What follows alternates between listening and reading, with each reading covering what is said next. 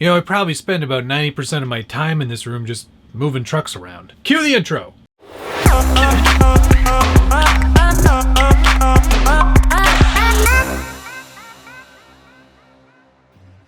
Welcome back to the Scale Builders Guild. Thanks again for watching. It is week 15 of the Traxxas TRX-4 Sport budget build-off.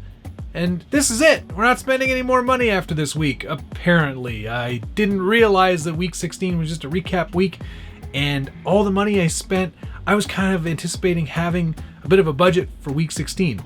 Maybe there is one. Josh and I haven't really discussed how we're going to actually handle that final episode. I know that he's recording his right now because he's doing some traveling, so we're going to have to probably maybe do whatever we want next week, and Josh is just going to be left to his own devices to figure out what I've done. So here we are, week 15. We've spent some more money again, and I actually have a few things I need to discuss from last week. I was under the impression, and I didn't read the manual very well, or I thought I did, but let me grab it. Look at this graphic right here, okay?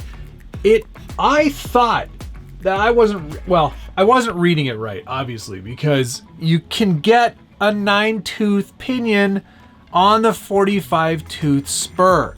I screwed that up entirely. And you blew it! Yes, you can go as low as a 9-tooth. So guess what I did this week?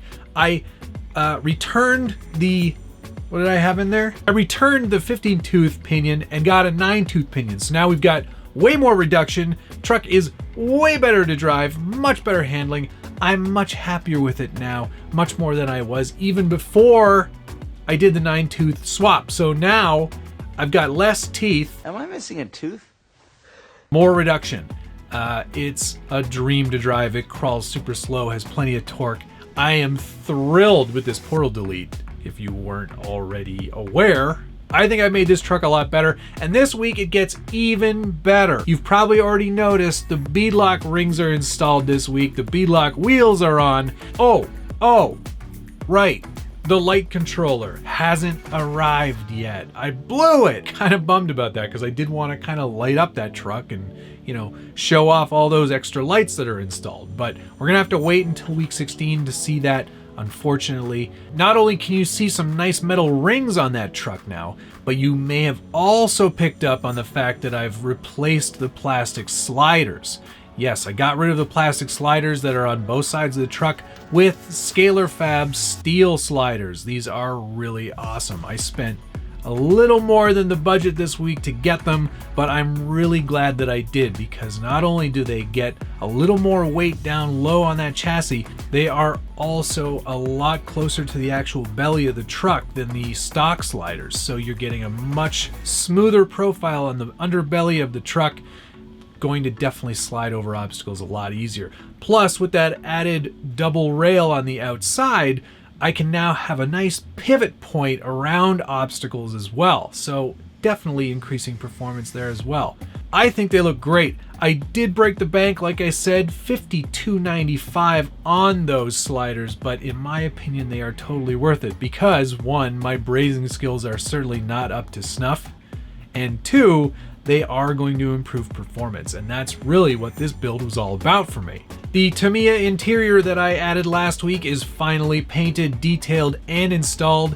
It was never going to be an exact fit, but I did a pretty good job of trimming and using some of the Tamiya included foams to make it fit the contours of the Traxxas TRX-4 camper body. And I'm very happy with the results. I think it adds a nice dimension, and it's great to see a driver in the truck, and with a little bit of time spent painting, you can definitely do the same thing I did and really increase the overall look of the truck and give yourself a few Sorka points too.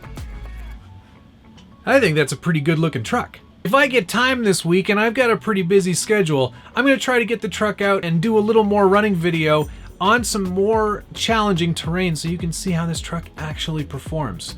I'm really excited about that, and I hope you are too. The other thing that I'm really excited about are these brand new t-shirts. These are a tri-blend, and they're super soft, super comfortable, and I went with the old school original style logo on these. Yeah, they're great. They come in this color, red. There's also a blue and a black as well, and they're all sort of this heathered or weathered kind of look, and it's kind of like a vintage style t-shirt.